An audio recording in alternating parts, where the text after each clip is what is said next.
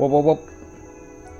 That's stupid. Alright guys, today we're going to be working on the Dodge Nitro, featuring Suburban, featuring Sting. What we got going on right now, we're going to be installing this trailer custom wiring harness from Kurt. Got this on Amazon.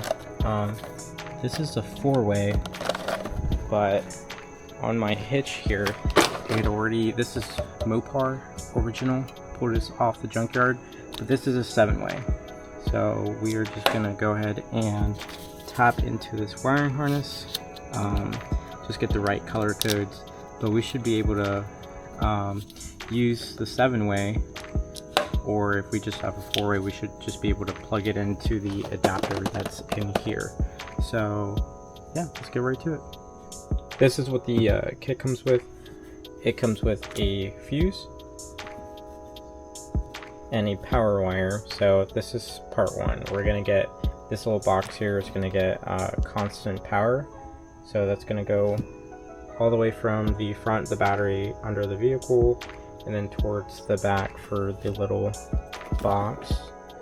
And then over here, this is where it'll get its power. This is what we'll clip it into.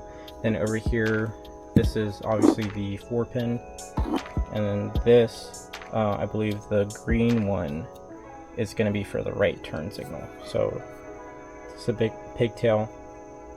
It's just a pigtail, and the connector, we're gonna unclip this and clip it in on both sides, and then the brown and yellow wire, this is for the left hand side.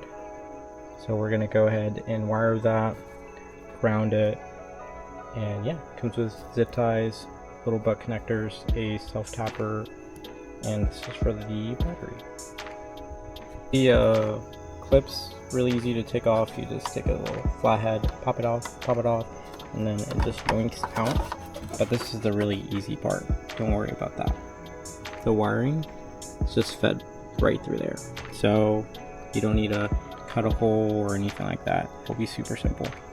I highly recommend this tool here. It's just to pop little clips just like that, super simple. You can get this at Harbor Freight for, I don't know, like 10 bucks. Once you fish the wire, it should look like that. This is the stock harness. Goes into here, and then plugs in here, and then it goes down. So let's go ahead and do the other side. And then I did notice that you can, there's like a little clip right here, like to manage your wires. So like to make things neat, so it doesn't, so you don't run out of space, you can just clip that through there. It shouldn't be a problem. There's a lot of extra space through there. Alright, so on the right side, the wire is going to drop down. The exhaust is right here, so I kind of wired it over through here and above the bar, and I'm going to tuck it in here. It looks like there's a little bolt right here, so I'm going to put a zip tie. That way it's taut and it doesn't fall down and touch the exhaust. And then I'm going to wrap it up over here so that nothing gets in the way anywhere. I still have to find a grounding spot, and I think okay, this actually looks like a good spot for a ground, so I'm probably gonna go ahead and use that spot. And or actually, yeah, both those spots look good to mount this as well. And then I think this is a charcoal canister for the gas. Might be a fuel filter, I don't know, but just be careful with that. And then we just have to get a power cable all the way from the front, all the way to the back, and that'll be it. Alrighty, that looks good to me for now. And just gonna make this nice and taut. So as far as the little box here, comes with adhesive, so I'm gonna put that there. And then there's a little bolt up there that I put, and I'm going to put a nut on the other side, so I'm going to put the adhesive on it, and then I'm also going to go ahead and tighten that so that it doesn't go anywhere, because I don't trust that adhesive. So the adhesive did not work at all, so I just used like I said, a nut and a bolt, and it's secure, but you know, kind of just dangles there. But I'm not too worried about it. I'll put some zip ties to make it all nice and taut here. Next thing we need to do is we need to tap. I think I'm just gonna tap right here to the body to ground it out. So like I said, it comes with a self tapper, and this is the power cable, and that'll be the last thing. Go ahead and tighten that up just like that. Should be nice and flush. And I'm probably gonna get some heat, but I cut this because I'm not gonna be using this. If I end up using it, I will use it. But here is my plug that goes here.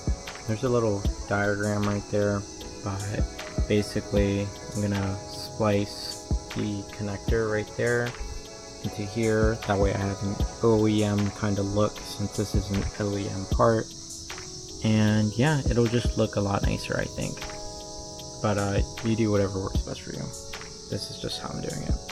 And this is what my finished OEM Plus kind of looks like. So I think it looks pretty good, and we're gonna go ahead and put it back in. It has a little notch back here, so it only goes in one way.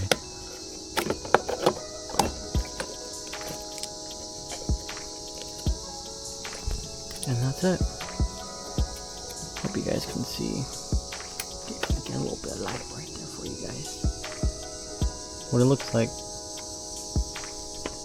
Okay, I went ahead and crimped the power wire. This is long, so it's going to go all the way to the back from the front. Installed the fuse. Now we gotta get it wired up to the battery. Alrighty, it got dark really quick. But hope you guys can see there is a little. Let me see if I can get better light for you guys. Alright, so down there, there's a little square. It's in the center, where the cable's kind of wiring. So it's a little square, and I'm gonna manage it through here. That way I can get power right there. But where this takes us, inside the fender liner. Sorry guys. Inside the fender liner, it's gonna come right around, right up there. That's where the wire is gonna come out of, and it's gonna fall in this little crevice right here. And then you guys look right here, all along the frame there's these little spots right here. I'm gonna put the wire like this, and I'm gonna zip tie it. But yeah, that goes all the way to the back. I think that's how I'm gonna route mine. You guys can route it however works best for you guys. So this is what it looks like, and it's pretty tight, so it's not hanging down at all. I'm gonna run it back to the back unit.